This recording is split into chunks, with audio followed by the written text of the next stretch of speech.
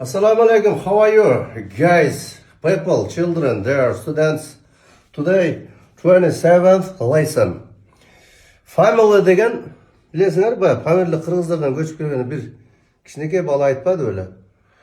Family, do you have family десе, мен фамилияң кім десе, мен фамилиям деп айтып алғанда, сол үй бүле деп ал жақта оқыған англисше. Family деген үй бүле. Ушуғалы мына S деген қошып қойсақ, families болса, үй бүлелер болады да. Ошол S-ті қошып айта бересіңер.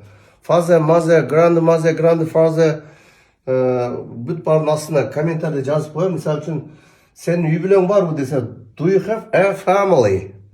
I have деп өткен біз, менде бар деген нәрсе. Сен атаң бар ба? Мысалы үшін, мен атам бар. I have a father болды. I have, менде атам бар. Ошол маани билдирет. Астындағы комментарийден жазып коем. Түшүнбөгөн суроолор болсо, мындай олуттуу болсо берсеңиздер болот. Азыр мүмкүнчүлүк кененде туугандар Либой жактан үйрөнсө болот. Шылтоо гана болуп атат да, ошого биздин келечек балдарыбыз, уул кыздарыбыз ушул англисче сүйлөп дүйнөгө чыксын, дүйнөнү багындырсын. Ошону менен бирге дин менен жашасын. Дин менен жашабасак, келечекте өтө коркунучтуу болот туугандар. Жоголобуз. Ошон үчүн бар бололу, дин менен жашайлы, илимди билимдүү бололу. Goodbye. What's up, dear students? Today, 28th lesson. Дене мүчөлөр туугандар. Мисалы үчүн, четке чыкканда, Англияга иштегенде, Америкага иштегенде баш ооруп калат, бут ооруп калат, кол ооруп калат дегенде, эми оору Кудайды сактасын. Бир нерсе керек болуп калса, сөзсүз дене мүчөлөрүн жатташ керек. Body деген бул body, дене мүчөлөр. Head,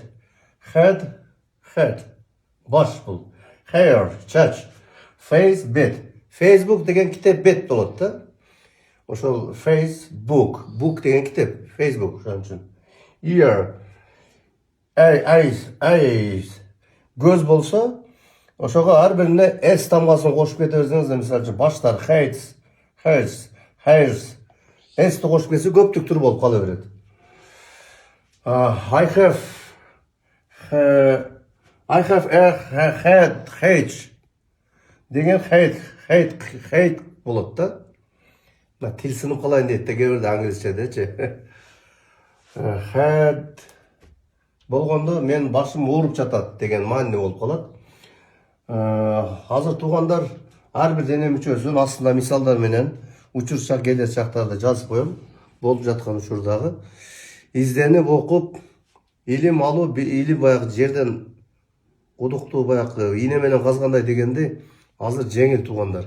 Элестетиш кыйын да, кантип кудукту баягы ийне менен казасың да. Кичине ашыкча нерселерди көрбөстөн ушу башты ортуп койсок, буюрса өмүр бою жер кыдыра турган кыргыздар эми ойгоно баштады. Жер кыдыра турган, ушундай жер көрө турган, ушундай деңгээлге да жетип калды элдер деп ойлойм. Ошо жер көрүш керек туугандар, жер кыдыруу бул дагы сүннөттөрдүн бири, жер кыдыруу дагы парыз деп дагы жүрүшөт, алымдарыбыз. Ошо окуйлу туугандар. See you guys.